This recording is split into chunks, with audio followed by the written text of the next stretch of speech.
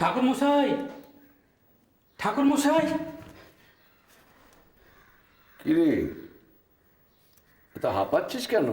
হরিদ্বার থেকে আপনার ফোন এসেছে, খুব জরুরি ফোন। হরিদ্বার থেকে ফোন? নিশ্চয়ই দুর্গামা করেছে। না না ঠাকুর মশাই, দুর্গা তো নয়, কল্যাণী নামে একজন। কল্যাণী মা আমাকে ফোন করেছেন?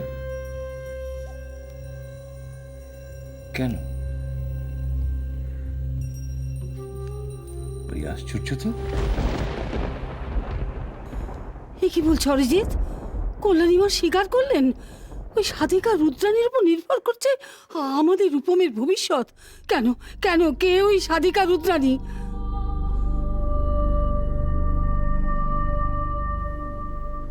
কিচ্ছু বুঝতে পারছি না, কিচ্ছু বুঝতে পারছি না মা। একটা রহস্যের জাল আমাদের ঘিরে ধরছে। কে এই সাধিকা রুদ্রাণী? রূপমের সঙ্গে ওর কি সম্পর্ক? দাদাই বা হঠাৎ কোথায় চলে গেল? কেনই বা গেল? কি ফোন দিয়ে আসছে কি জানে? অনিরুদ্ধকে যতদূর দেখেছি ও তো বাইরে গেলে একমাত্র পুরীতেই যায় মন্দিরে পুজো দিতে, আর যখন ফেরে তখনই প্রসাদ নিয়ে ফেরে। আচ্ছা, ওকে এছাড়া কখনো বাইরে যেতে দেখেছো? না, সেই জন্যই তো আরো চিন্তা হচ্ছে। এই অবস্থায় দাদা পুজো দিতে পুরী যাবে, সেটা তো হতে পারে না। আচ্ছা, হরিদ্বারে যায়নি তো? হরিদ্বার? হরিদ্বার কেন যাবে? আপনার ঘর নেই মাসিমা? মাসিমা,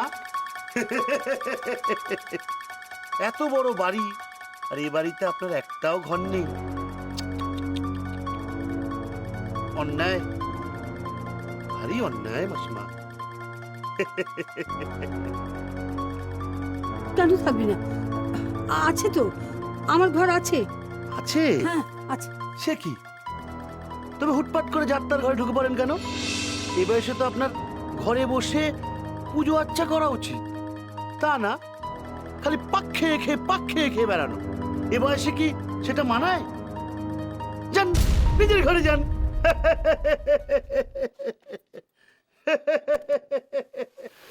অরিজিৎ বাবু, বড় বাবু কোথায় গেছে তাই নিয়ে আপনার খুব ভাবনা না? শুনবেন বড়বাবু কোথায় গেছে? বড়বাবু আপনাদের জন্য ওষুধ আনতে গেছে। ওষুধ, মোক্ষম দাওয়াই। ওষুধ? দাদা ওষুধ আনতে গেছে? কি বলতে চাইছে লোকটা?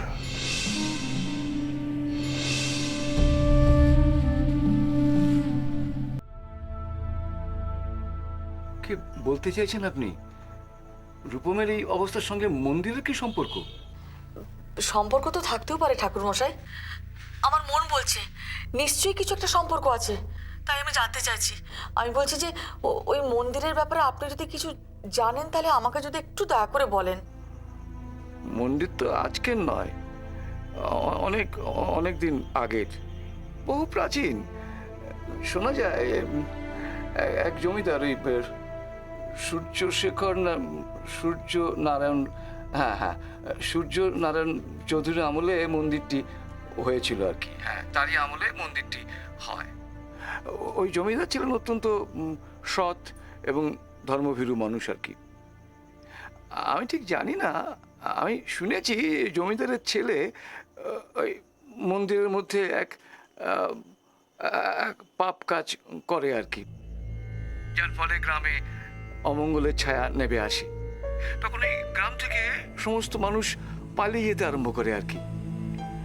তারপর শুনেছি যে জমিদারের বংশ নাকি নির্বংশ হয়ে যায়। হ্যাঁ হ্যাঁ, তারপর থেকেই মন্দিরটি বন্ধ ছিল। তারপরে একটা অন্য ঘটনা আর কি। আমি তখন অন্যত্র থাকি, এই মন্দিরটি আমি কখনো দেখিনি। তা একদিন সন্ধেবেলা আমি খাওয়া দাওয়া করে একটু বিশ্রাম নিচ্ছি, এমন সময় আমি ঘুমিয়েও পড়েছি। হঠাৎ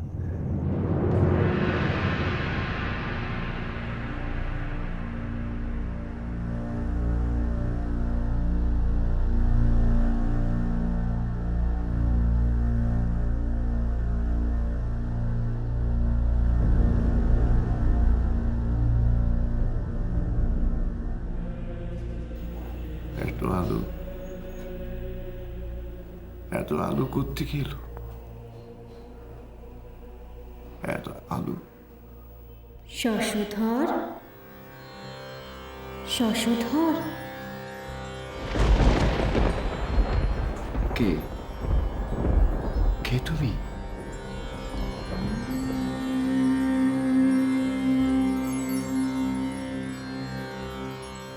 আমি গো, আমি।